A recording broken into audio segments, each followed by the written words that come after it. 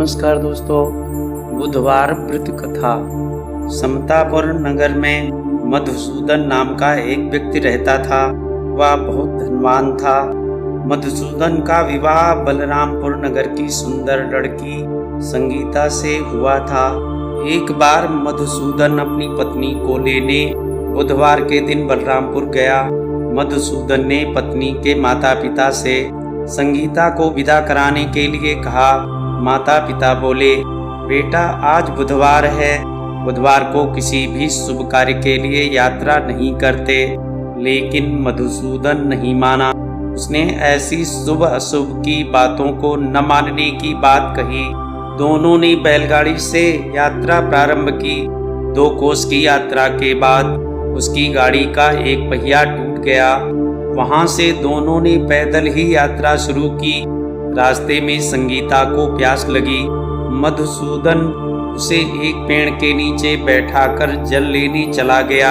थोड़ी देर बाद जब मधुसूदन कहीं से जल लेकर वापस आया तो वह बुरी तरह हैरान हो उठा, क्योंकि उसकी पत्नी के पास उसकी ही शक्ल सूरत का एक दूसरा व्यक्ति बैठा था। संगीता भी मधुसूदन को देखकर हैरान रह गई। वह दोनों में कोई अंतर नहीं कर पाई। मधुसूदन ने उस व्यक्ति से पूछा, तुम कौन हो और मेरी पत्नी के पास क्यों बैठे हो? मधुसूदन की बात सुनकर उस व्यक्ति ने कहा, अरे भाई, यह मेरी पत्नी संगीता है। मैं अपनी पत्नी को ससुराल से विदा कराकर लाया हूँ। लेकिन तुम कौन हो जो मुझसे ऐसा प्रश्न कर रहे हो? मधुसूदन ने कहा, तुम जरूर कोई चोर या ठग हो। यह मेरी पत्नी संगीता है। मैं इसे पेड़ के नीचे बैठाकर जल लेने गया था। इस पर उस व्यक्ति ने कहा, अरे भाई, झूठ तो तुम बोल रहे हो। संगीता को प्यास लगने पर जल लेने तो मैं गया था। मैंने तो जल लाकर अपनी पत्नी को पिला भी दिया है। अब तुम चुपचाप यहाँ से चलते बनो, नहीं तो किसी सिपाही को बुलाकर तुम्हें पकड़वा दूंगा। दोनों एक दूसरे से लड़ने लगे। उन्हें लड़ते देखकर बहुत से लोग वहां एकत्र हो गए। नगर के कुछ सिपाही भी वहां आ गए। सिपाही उन दोनों को पकड़कर राजा के पास ले गए। सारी कहानी सुनकर राजा भी कोई निर्णय नहीं कर पाया। संगीता भी उन दोनों में से अपने वास्तविक पति को नहीं पहचान पा रही थी। राजा ने दोनों को कारागार में डाल देने के लिए कहा। राजा के फैसले पर असली मधुसूदन भयभीत हो उठा।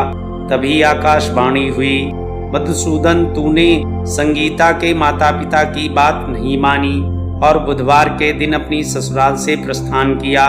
यह सब भगवान बुद्धदेव के प्रकोप से हो रहा है। मधुसूदन ने भगवान बुद्धदेव से प्रार्थना की कि हे भगवान बुद्धदेव, मुझे क्षमा कर दीजिए। मुझसे बहुत बड़ी गलती हुई। भविष्य में अब कभी बुधवार के दिन यात्रा नहीं करूंगा और सदैव बुधवार को आपका व्रत किया करूंगा। मधुसूदन के प्रार्थना करने से भगवान बुद्धदेव ने उसे क्षमा कर दिया। तभी दूसरा व्यक्ति राजा के सामने से गायब हो गया। राजा और दूसरे लोग इस चमत्कार को देखकर हैरान हो गए। भगवान बुद्धदेव की इस अनुकंपा से मधुसूदन और उसकी पत्नी को सम्मान पूर्वक विदा किया। कुछ दूर चलने पर रास्ते में उन्हें बैलगाड़ी मिल गई। बैलगाड़ी का टूटा हुआ पहिया भी जुड़ा हुआ था। दोनों उसमें बैठकर समतापुर की ओर चल दिए। मधुसूदन और उसकी पत्नी संगीता दोनों बुधवार को व्रत करते हुए आनंद पूर्वक जीवन यापन करने लगे। इस तरह भगवान बुद्धदेव की कृपा से उनके यहाँ खुशियाँ बरसने लगीं। इस तरह जो स्त्री पुरुष विधिवत बुधवार का व्रत करके व्रत कथा सुनते हैं, भगवान बुद्धदेव उनके सभी कष्ट दूर करते हैं। बोलो बुद्धदेव भगवान की जय। मित्रों, वीडियो की नोटिफिकेशन सबसे पहले आप तक पहुँचे, इसके लिए वीडियो को शेयर व लाइक और सब्सक्राइब करना न भूलें तथा कमेंट बॉक्स में अपना विचार भी देने की कृपा करें। धन्यवाद।